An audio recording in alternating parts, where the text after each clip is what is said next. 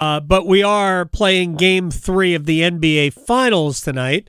My friend Konata Edwards at Not of the Scribes, CBSSports.com, joins us here on the Adam Gold Show. So about the finals first, and then we are going to dissect the train wreck that is the New York Knicks front office. But the Game 2 was really kind of a cruise control win for Oklahoma City. Mm-hmm.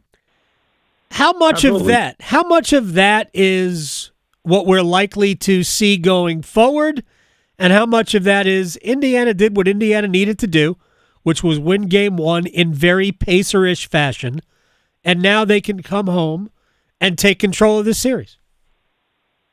I think it's a little bit of both, honestly. Like, I look at this series and I can see another scenario where Oklahoma City dominates about 75% of this game, and then Indiana comes back in the fourth quarter and they steal another one.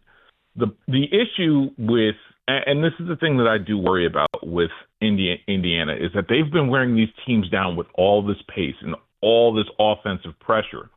What do you do against a team that goes legitimately 10-11 deep? Right. You can't, like, that pressure eventually goes back on you because fatigue is a very, very real thing. So I expect a competitive game tonight, but would it surprise me if OKC is like, okay, we're done screwing around and wins the next three? No, it wouldn't. Yeah, I wouldn't either. As I thought going into this series, it's as much respect as I have for the Pacers. I saw this as a 5-game series. Then, of course, Oklahoma City went, and I shouldn't say they blew it because you can look at it both ways. The Pacers now believe that no deficit is too difficult for them to overcome. I mean, they proved it how many times in the series with the Knicks? Like, you can't have a big enough lead on that team. And let me go back to the Final Four. When Duke and Houston played. Like, seriously, I think this is it's an indication. Very similar. You have to keep going. Like, forget about the clock. Play, and when you have a team, keep going at them and don't try to shorten the game. And I would advise Oklahoma City, don't look at the numbers that are moving. Only look at the numbers you are putting up, because if you do that, you're probably going to end up losing. Absolutely. I absolutely agree. Like, we've seen them do this to 3 straight teams before they did it to OKC. They did it against Giannis and the Bucks. Now, granted, that's a Doc Rivers coach team, so you might want to grade on a curve. I completely understand. Wow. At the same time. Am I wrong, though? No. Am I really wrong? No. Still pretty harsh. But I'm just saying. Okay, so then we go to, again, they did this to Cleveland. Best team in the East. They did the same thing. They just walked them down. And the funny part is, like, I believe they're like either 48. They got either 48 or 49 wins since January 1st. I can't remember. And we always hear the joke of the NBA regular season doesn't matter, this, that, the third, and whatever. But the Indiana Pacers figured out this formula in the regular season, figured out it was replicable. Rick Carlisle is one hell of a coach. He's gone back to the top 7 coaches in the league right now.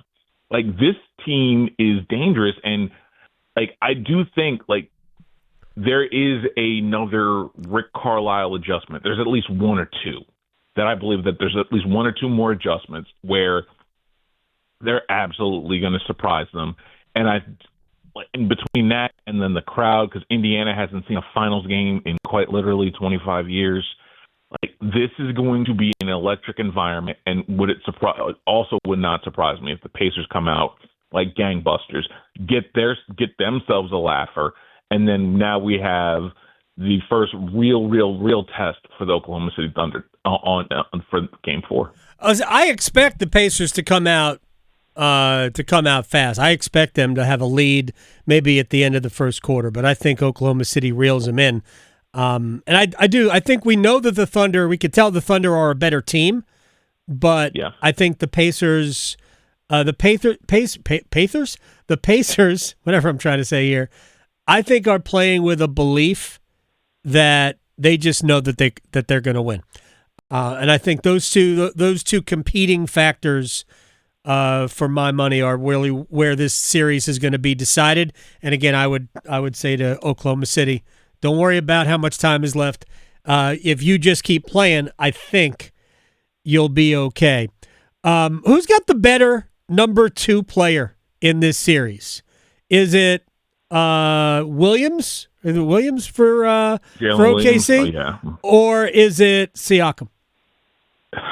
I think it's Siakam. Siakam, and you can make the case Halliburton's been number 2 more than Siakam has. Siakam's been been the Pacers' most consistent best player because, as Richard Jefferson rightly pointed out, there was a lot of concert date games in series for Halliburton where he would have great games and then he would go missing. Yeah, I would argue Siakam's been better, and if you're going to tell me who's been the better number 2.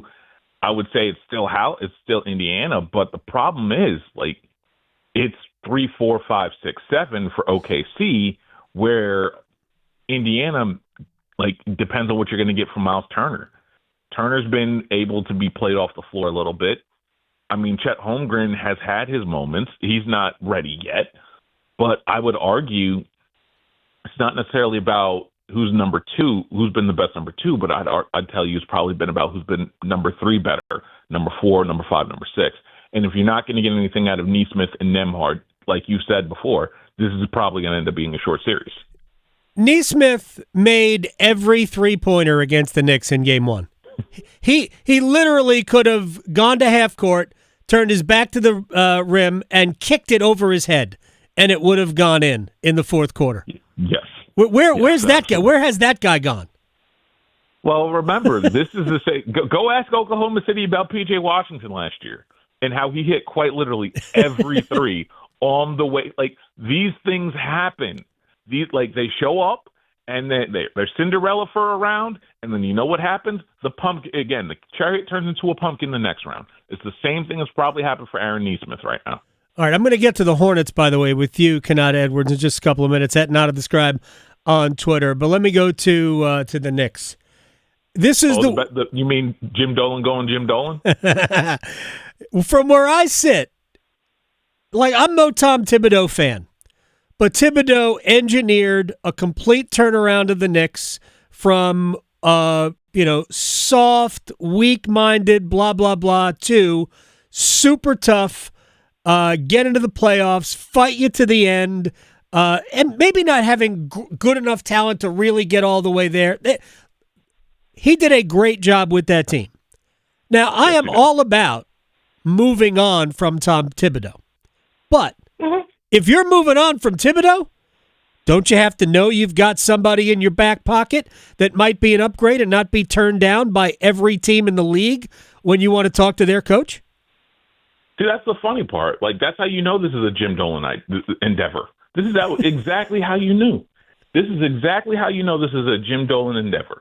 Because only Jim Dolan would walk into the room, say, now granted, I do think that Tom Thibodeau should have been fired, but I'm like you. There should have been a plan into maybe having a guy.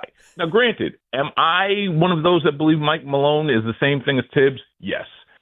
Am I one that thinks Mike Brown is somewhat similar of a version of Tibbs?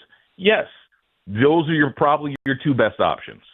Unless you're telling me Johnny Bryant's coming back, and I don't think that you're going to go fire Tom Thibodeau for the Cleveland Cavs lead assistant. I don't think you can do that justifiably without everybody rightly being up in arms of why did you fire Tibbs in the first place.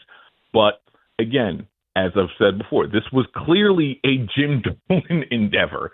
He wanted to get him fired. He wanted to fire him, and now they're out there searching. And we'll see. I would be hesitant to bring in Jason Kidd if I were the Knicks, because then it becomes Jason Kidd leaks all your secrets to all the New York media and by large all the ESPN and all the networks. Right. But again, that would be me. But I would go get Mike Brown a call of the day at this point. All right, the Mavericks have denied the Knicks permission to talk to Kidd. The Rockets, for now, the Rockets have denied the Knicks permission to talk to Ime Udoka. and the Timberwolves have denied the Knicks permission to talk to Finch. So those three guys are off the board. You mentioned Brendan Malone. Malone was a good coach, right? Wasn't his dad an assistant?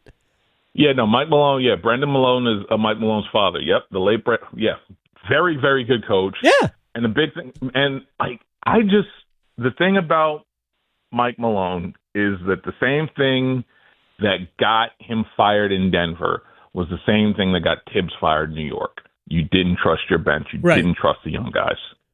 All right. I don't think you can bring that back and then think that's going to work just because it's a different person with the same voice. Real quick, wouldn't it be, so Knicks to either go for Doc Rivers or Mark Jackson?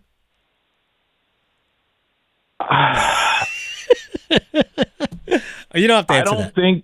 I don't think, unfortunately, I don't think that Doc Rivers is a realistic option because for some reason, I do believe that Doc Rivers is one of the sole reasons that Giannis is still in Milwaukee. So unless you're willing to, and I think that's the only reason why Doc Rivers still has a job, by the way, I would quite honestly think that if you're going to tell me, Doc, you're going to go talk to Doc Rivers, that's another one in the Jason Kidd mold where you're going to have all your secrets.